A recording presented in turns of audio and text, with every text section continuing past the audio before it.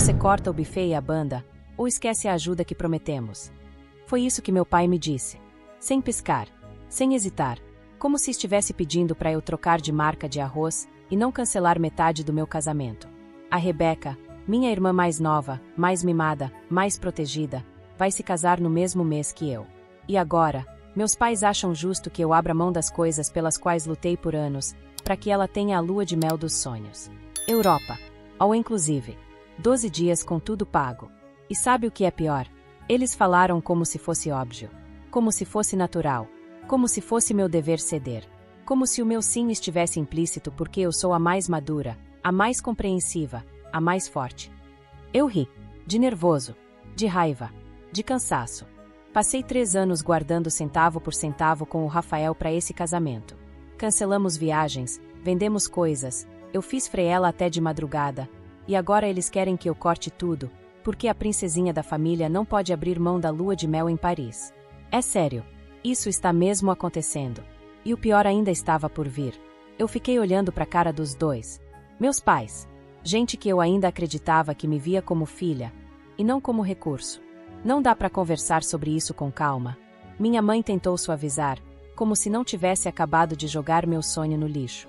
Vocês querem que eu abra mão do meu casamento para pagar a lua de mel da Rebeca? Repeti, porque ainda soava absurdo na minha boca. Ninguém tá falando em abrir mão, meu pai rebateu. Só dar uma ajustada. Fazer algo mais realista. Realista. Eu tenho tudo pago. O buffet, a banda, a decoração. A única coisa que vocês iam pagar era a filmagem e o vestido. Só isso. E mesmo assim é muito dinheiro, ele retrucou. E convenhamos, vocês exageraram. Aquele salão, por exemplo, pra quê? Me deu vontade de gritar. Mas engoli seco. Então me diz, pai, vocês ajudariam a Rebeca se fosse ela no meu lugar? Silêncio. Os dois desviaram os olhos. Era isso que eu pensava. Me virei e fui pro quarto. Mas, é claro, a história não terminaria aí. No dia seguinte, recebi uma mensagem da Rebeca. Oi, mana. Fiquei sabendo que você ficou chateada. Queria muito conversar com você. Te amo. Hipócrita. Ela sabia muito bem o que estava fazendo. Era tudo muito conveniente. Mas eu topei conversar. Talvez, só talvez, existisse uma parte dessa história que eu não estava enxergando. Talvez ela estivesse sendo usada pelos meus pais também. Nos encontramos num café, 3 dias depois. Ela chegou com aquele jeito doce que sempre enganou todo mundo, menos a mim. Você tá mesmo com raiva de mim? Não tô com raiva. Tô decepcionada. É diferente. Ela fez cara de triste, mas eu conheço bem, era performance. Eu não pedi nada pra eles, Thaís. Eles ofereceram. Falaram que se eu e o Gabriel precisássemos de ajuda, eles fariam o possível. Que coincidência conveniente, né? Justo agora, quando eles prometeram ajudar com meu casamento. Justo agora, que tá tudo pronto. Ela hesitou. Mexeu no copo de cappuccino como se quisesse afogar alguma culpa ali. Você sabe que eu nunca fui boa com dinheiro, ela disse, quase como se estivesse orgulhosa disso. Eu nem queria ir para a Europa, foi o Gabriel que sonha com isso. E se ele voltar frustrado, vai sobrar para mim depois. Então o problema é ele. Ou você. Thaís, por favor, não faz parecer que eu sou uma aproveitadora. Então me diz, por que você não recusou a proposta? Ela não respondeu. Só olhou pro lado, mordeu o lábio e sussurrou. Porque é minha única lua de mel. Nesse momento, eu quase ri. Como se a minha não fosse. Como se eu tivesse direito a menos. Voltei para casa decidida. Conversei com o Rafael naquela noite. Ele me ouviu em silêncio, segurando minha mão enquanto eu contava cada detalhe. E quando terminei, ele só disse: se precisar, a gente corta o que for. Mas a decisão é sua. Eu tô com você em qualquer caminho. Eu chorei. Chorei porque eu sabia que ia doer, mas eu também sabia o que precisava ser feito. 2 dias depois, chamei meus pais para conversar. Fiz questão de dizer que queria falar pessoalmente. Nos sentamos na sala. A mesma sala onde minha mãe decorava a árvore de Natal, sempre favorecendo os enfeites que a Rebeca escolhia. Onde meu pai sempre ria mais das piadas dela. Onde a TV era programada para os gostos dela. Pequenas coisas, mas que agora pesavam como uma tonelada. Eu pensei bastante, comecei, e decidi que vocês podem ficar com o dinheiro que iam investir no meu casamento. Minha mãe arregalou os olhos. Meu pai ficou tenso.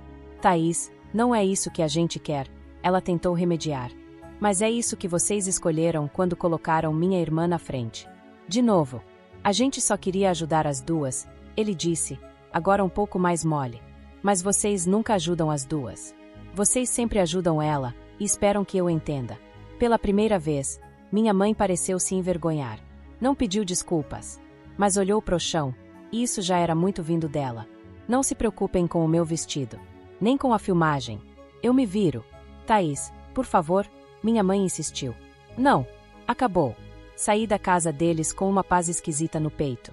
Uma paz que doía. Mas era paz. E era minha. Só que, claro, isso não terminaria assim.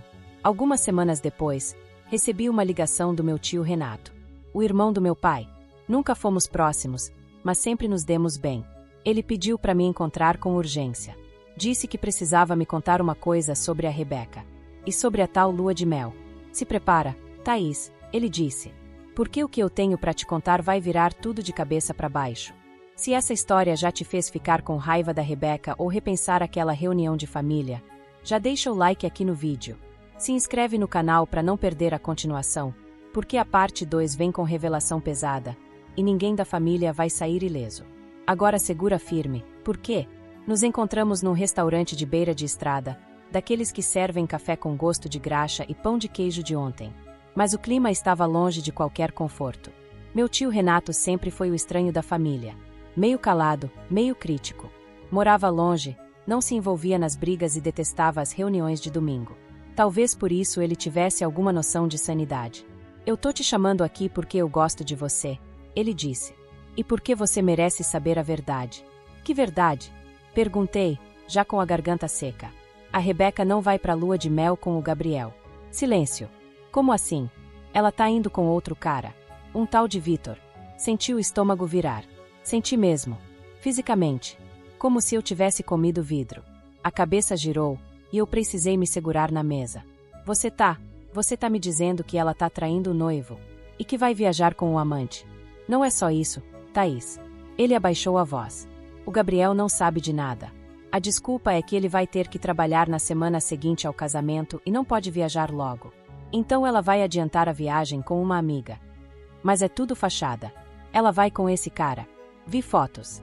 Eles estavam juntos em um resort no mês passado. E eu só fiquei sabendo porque minha filha viu os stories privados dela no Instagram. Ela é amiga de uma das colegas da Rebeca. Eu fiquei sem palavras. Mas, os nossos pais estão bancando isso. Pois é. Eles não sabem. Acham que estão ajudando ela a realizar um sonho. Mas ela tá mentindo pra todo mundo. E a grana que queriam tirar do seu casamento ia pagar essa palhaçada toda. Me deu uma ânsia de vomitar. Isso é real. Você tem provas. Tenho prints. Posso te mandar. Só queria saber se você quer mesmo entrar nessa. Porque se você jogar essa bomba, não tem volta. Vai acabar com tudo. Eu respirei fundo. Me manda os prints. Demorei 2 dias para abrir os arquivos. Eu sabia que, uma vez que visse, não teria como fingir que não sabia. Era uma decisão sem retorno. E quando abri, não teve espaço para dúvida. As fotos eram claras, Rebeca com um cara alto, loiro, tatuado, se beijando na piscina do Costão do Santinho. Uma legenda dizia melhor esconderijo do mundo coração preto. Outra, com quem me entende de verdade. E o nome do perfil dele? Vitor Grace 82. Eles estavam juntos fazia tempo. Várias datas, vários lugares. Até uma foto dela com a camisa do cara, no espelho. Eu tremia. Porque além da traição, o que me consumia era a audácia. Ela estava usando dinheiro da minha cerimônia para financiar um adultério de luxo. Contei pro Rafael. Ele ficou em choque, mas foi mais contido que eu. Você vai contar para sua família? Eu não sei ainda. Se eu jogar isso no ventilador, o casamento dela pode implodir. Meus pais vão surtar. Mas você também não pode engolir isso. Ele tinha razão. Decidi agir, mas com frieza. Planejei tudo. Convidei meus pais e a Rebeca para um jantar, para tentar resolver as coisas. Eles acharam que eu ia pedir desculpas. Ingênuos. Preparei a sala. Liguei a TV. Deixei tudo pronto com um pendrive conectado. Quando chegaram, todos estavam sorridentes. Minha mãe já veio com um sabia que você ia repensar com carinho. Rebeca, eu disse, olhando diretamente para ela. Antes de qualquer conversa, quero mostrar uma coisa para vocês. Ela congelou. Ficou pálida na hora. Apertei play. As fotos apareceram uma por uma na tela. A legenda, o rosto dela, o tal Vitor. Minha mãe engasgou.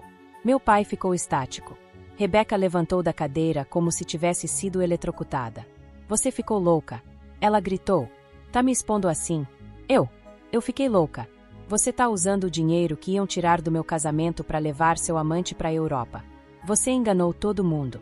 Inclusive o Gabriel. Não é o que parece. Então explica.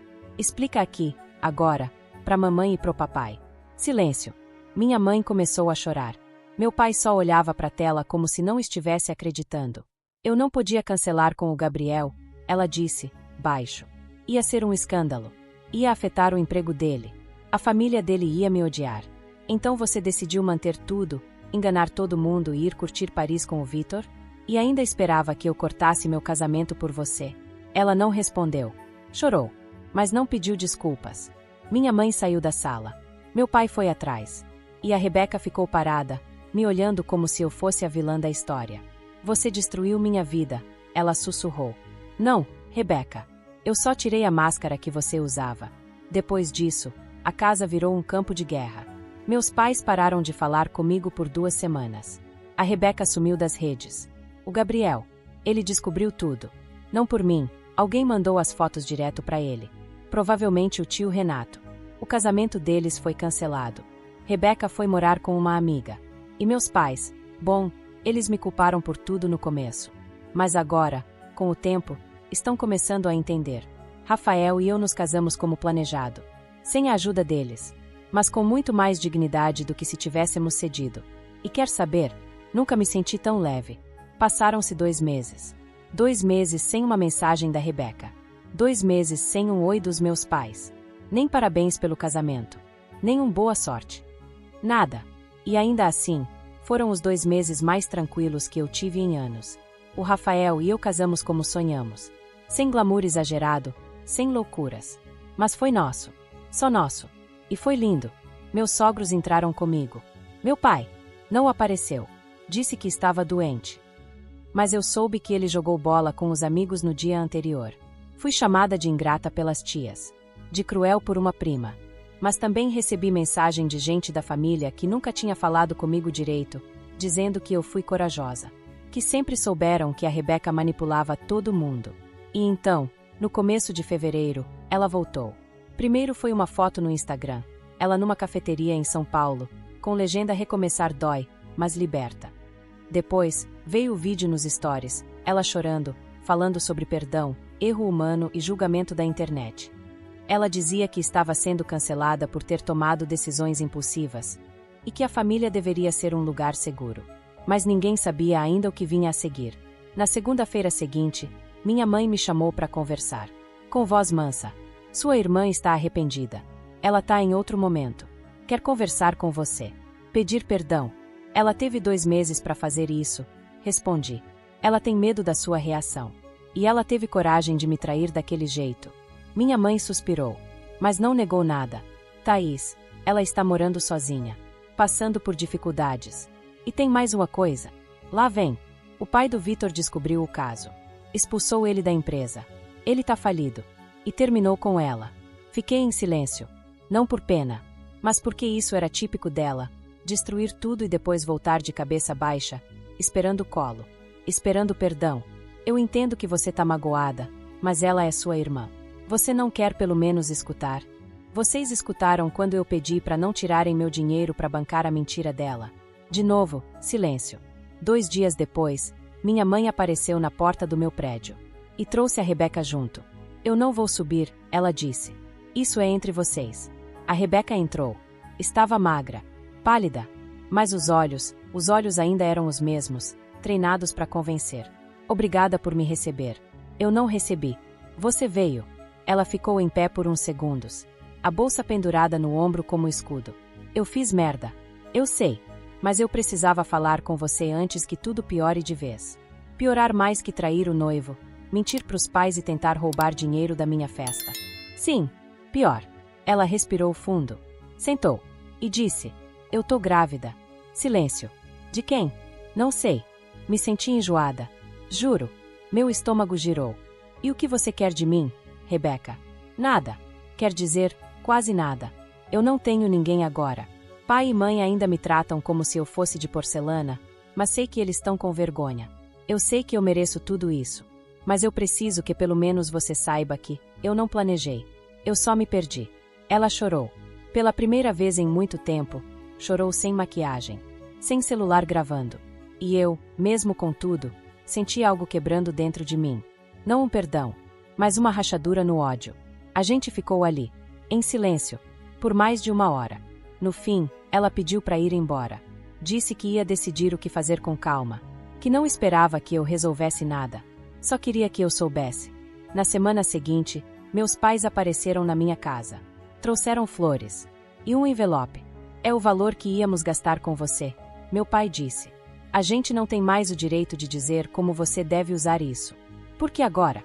Porque você fez o que a gente devia ter feito, disse não. E não deixou a verdade morrer escondida. Foi a primeira vez em muitos anos que senti meu pai engolir o próprio orgulho.